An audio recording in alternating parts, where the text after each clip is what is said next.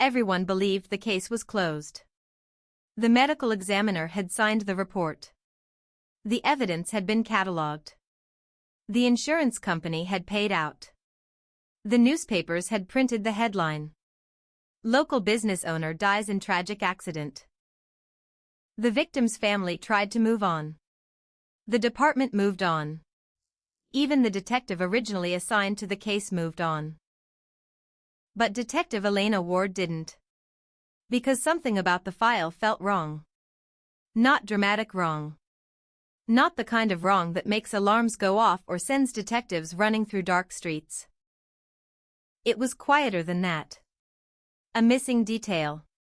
A sentence that didn't match the rest of the report. A witness statement that sounded too polished. And one old photograph that should have been meaningless. Except it wasn't. My name is Elena Ward, and this is the story of how an entire city accepted that a man died in an accident, until one detective realized the truth had been sitting inside a closed case file the entire time. Welcome back to Calm Verdict Stories. If you enjoy emotional stories about justice, hidden truth, karma, mystery, and life lessons, subscribe and turn on notifications. Because today's story is about what happens when everyone tells you to let something go, but your instincts tell you that the truth is still waiting to be found. The victim's name was Thomas Reed. He was 46 years old, owned a mid-sized construction supply company, and was known around town as a hard-working man who remembered his employees' birthdays and paid his vendors on time. Thomas had a wife, Julia, and a 16-year-old son named Owen. He also had a business partner named Dalton. Mark was the kind of man who made a strong first impression. He was well-dressed, confident, generous with handshakes, and always knew exactly what to say to make people think he was in control. When Thomas died, Mark was the one who spoke to the press. He stood outside Thomas's house, put a hand on Julia's shoulder, and said, "Thomas was more than a partner. He was my brother." Everyone believed him. The accident happened on a rainy Tuesday night. Thomas had stayed late at the company warehouse to review inventory before an important expansion meeting the next morning. At 11:20 p.m., a delivery driver found his truck partially off the road near an industrial access point outside town. Thomas was inside. The official report said he had likely lost control on wet pavement, struck a barrier, and suffered fatal injuries. There were no signs of another vehicle. No clear evidence of foul play. No obvious reason to suspect anything else. The case was classified as an accidental death within 10 days. That should have been the end of it. But 6 months later, I was assigned to review older closed cases as part of a department audit. It was boring work. Necessary, but boring. I spent my days checking whether evidence had been properly stored, whether reports were complete, whether families had received required notifications, and whether any cases needed administrative follow-up. Most files were exactly what they appeared to be. Sad. Finished. But Thomas Reed's file stopped me. At first, it was nothing. The accident report was clean. The medical examiner's report was clear. The vehicle inspection showed no obvious mechanical failure. The witness statements were brief. The delivery driver who found Thomas said the truck had its lights on and the engine running when he arrived. Dalton said Thomas had been stressed about the expansion but had seemed normal that afternoon. Julia Red said Thomas had left home around 8 p.m. after receiving a call from Mark about an inventory problem. Everything fit. Almost. The part that bothered me was the timing. Thomas left home at 8 p.m. The crash happened around 11 p.m. But the warehouse was only 15 minutes from his house. Even accounting for work, that left nearly 3 hours unaccounted for. The original detective had written that Thomas may have gone to get food, stopped for gas, or stayed late reviewing files. Maybe. But maybe is not evidence. I checked the case notes again. There were no receipts. No gas station footage. No restaurant records. No proof of where Thomas had been between 8 o'clock and 11 o'clock. Then I found something else. Thomas's phone had been recovered from the truck. The original investigator noted that it had been damaged in the crash and could not be fully accessed. But attached to the digital evidence report was a line that caught my attention: last outgoing call, 10:37 p.m. Recipient unidentified. Unidentified. That word stayed with me. The original detective had requested phone records, but the request only covered Thomas's business number. Not his personal phone. The damaged phone had been treated as a dead end. I requested updated records through the proper channels. It took 2 weeks. When they came back, I found the 10:37 p.m. call. Thomas had called Mark Dalton. The call lasted 4 minutes.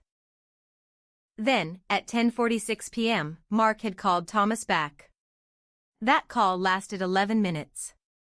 The crash was estimated to have happened less than 20 minutes later.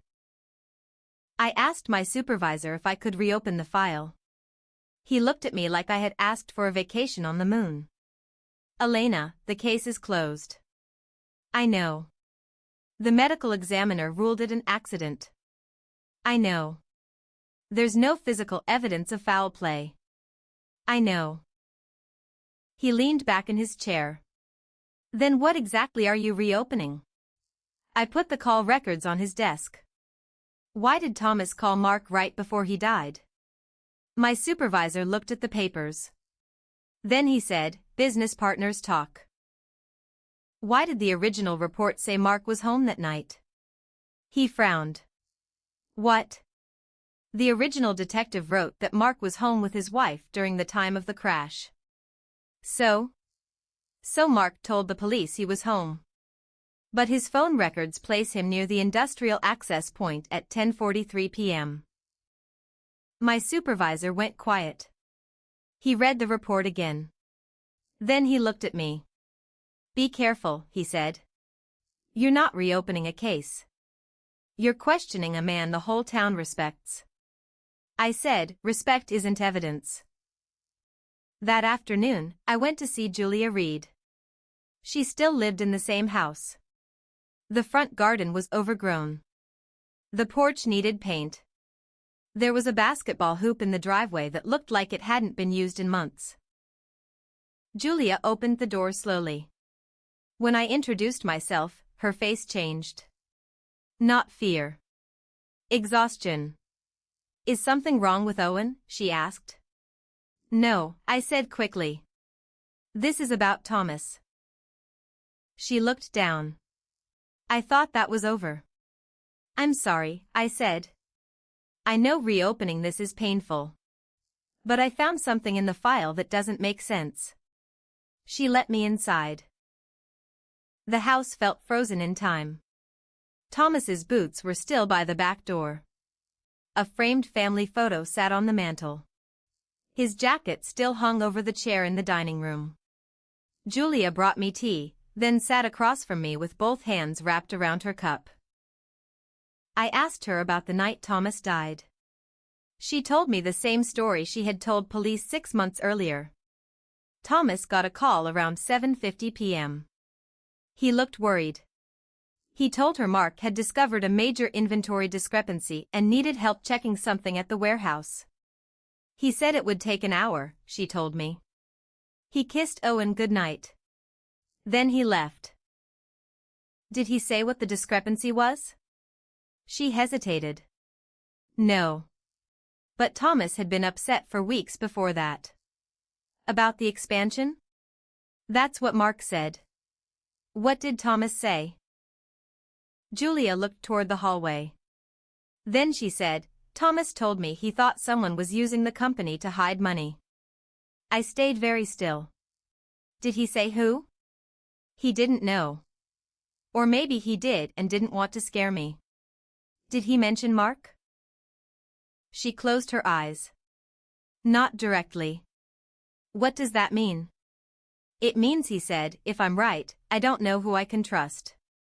That sentence changed the case. I asked Julia if Thomas had kept any personal files or notes. She said his office at the warehouse had been cleared after his death. Mark had handled it. Of course he had. Before I left, Julia walked me to the door. Then she stopped. There was something else, she said. What? The week before Thomas died, he told Owen not to trust Uncle Mark if anything happened to him. I turned around. Owen heard that? Julia nodded. He thought they were joking. Thomas said it while they were watching a game. Why didn't you tell police? Her eyes filled with tears. Because Mark was standing beside me at the funeral telling everyone Thomas was like a brother to him. And because I didn't want to believe it. I understood that. People think truth is difficult because it is hidden. Sometimes truth is difficult because accepting it means destroying the version of life you wanted to believe. The next person I interviewed was Owen. He was 17 now. Quiet. Thin. Angry in the way teenagers become angry when adults keep telling them to move on from something that never made sense. He didn't want to talk at first. Then I told him I was looking at the night his father died again.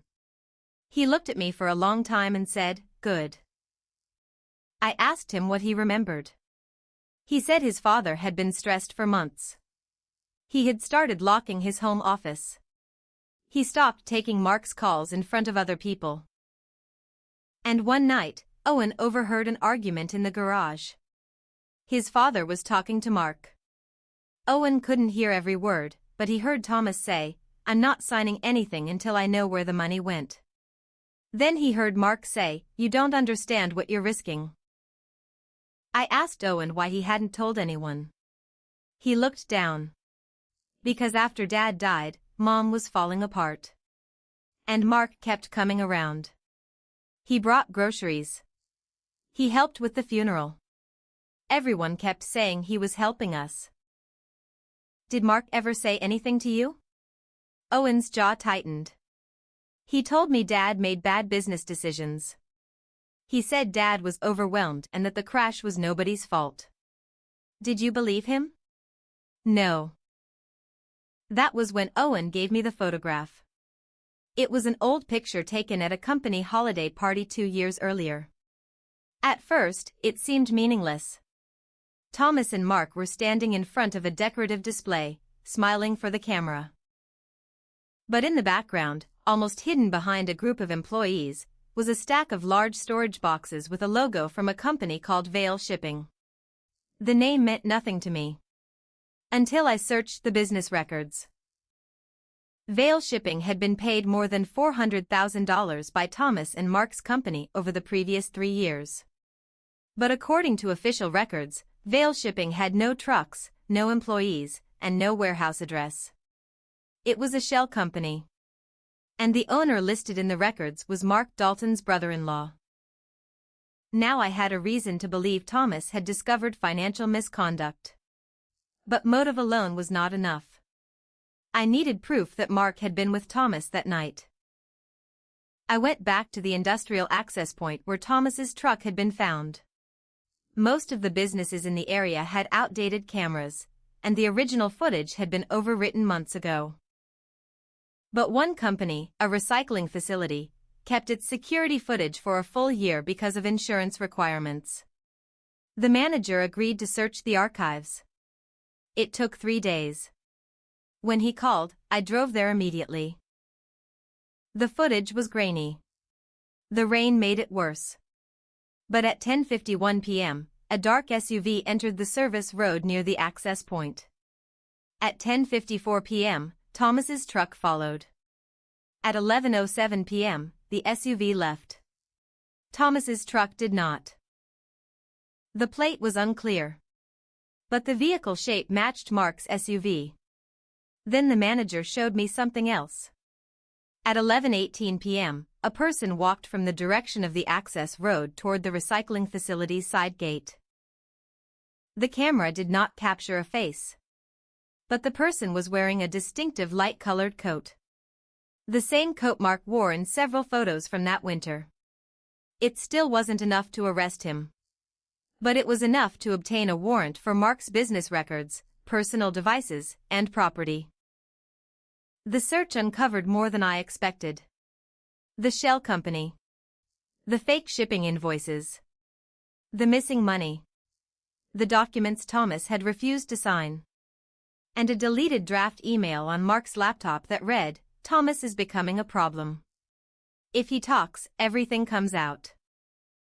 The email had never been sent. But it was dated 3 days before Thomas died. Mark was brought in for questioning. He arrived with a lawyer. He was calm at first. He smiled when he saw me. "Detective Ward," he said. "I heard you were digging through old files." I said, "I'm reviewing evidence." He leaned back. "Thomas's death was an accident." "Then why were you near the access road that night?" His smile faded slightly. "I don't remember." "Why did Thomas call you at 10:37 p.m.? "Business." "What business?" "Inventory." "Why did he tell his wife he thought someone was hiding money in the company?" Mark looked at his lawyer. His lawyer said, "My client is not answering speculative questions." I placed the photograph on the table. Then the Vale shipping records. Then the recovered email. Then the recycling footage stills. Mark stared at the papers. For the first time, he looked afraid. Not because I had solved everything. Because he realized the truth had been waiting inside the things he thought no one would ever look at again. The interview ended without a confession. But it didn't need one. The financial evidence led to more records. The records led to more witnesses. One former warehouse manager came forward and admitted that Mark had instructed him to approve shipments that never existed. Another employee confirmed that Thomas had confronted Mark about missing money days before his death. And eventually, someone who had been at the access road that night agreed to speak. A contractor who worked nearby had seen 2 men arguing beside Thomas's truck in the rain. He had assumed it was a business dispute. He did not come forward earlier because he didn't realize the accident was suspicious. But when he saw the case discussed in the news again, he called us. He said Thomas had been shouting. He heard him say, "You're not taking my name down with you." Then he saw Mark leave. The investigation established that Thomas's death was not the simple accident everyone believed it was. Mark had confronted him after Thomas discovered the financial scheme. The confrontation turned violent. And afterward, Mark left Thomas's vehicle where it would appear to be a tragic crash. He thought the rain would erase the details. He thought the original investigation would move quickly. He thought the town would believe him because he had spent years building a reputation as Thomas's loyal partner. For 6 months, he was right. Then one detective opened an old file. The trial took nearly a year. Julia attended every day. Owen attended when he could. Mark's friends stopped showing up after the first week. His image collapsed slowly. Not in one dramatic moment. But piece by piece. The fake invoices. The shell company. The deleted email. The call records. The footage. The witness. The lies. At the end of the trial, Julia spoke to me outside the courthouse. She said, "For months, everyone told me Thomas's death was an accident. I kept trying to accept it because accepting anything else hurt too much. I told her, you were right to feel something was wrong." She shook her head. "No. You were the one who listened." That stayed with me. Detectives are often asked why they can't let something go. Why they reopen files. Why they question details everyone else thinks are unimportant. The answer is simple. Because truth is rarely loud. It is usually quiet. It hides in the timing of a phone call. In a phrase that does not match a report. In a photograph sitting at the bottom of a drawer. In the memory of a teenager who was too scared to speak. In a file everyone else decided was finished. Everyone believed Thomas Reed's case was closed. The city had moved on. The department had moved on. His family had tried to move on. But one detective didn't. And because she didn't, a son learned the truth about his father. A wife stopped blaming herself for not seeing what was right in front of her. And a man who thought money, status, and reputation could protect him finally faced the consequences of what he had done. Thank you for watching Calm Verdict Stories. If this story resonated with you, leave a comment below. Have you ever noticed a small detail that everyone else ignored, only to later discover it mattered more than anyone realized? Subscribe for more stories about justice, karma, hidden truth, betrayal, mystery, personal growth, and life lessons. Until next time, stay focused, trust your instincts, and remember, sometimes the smallest detail is the one that changes everything.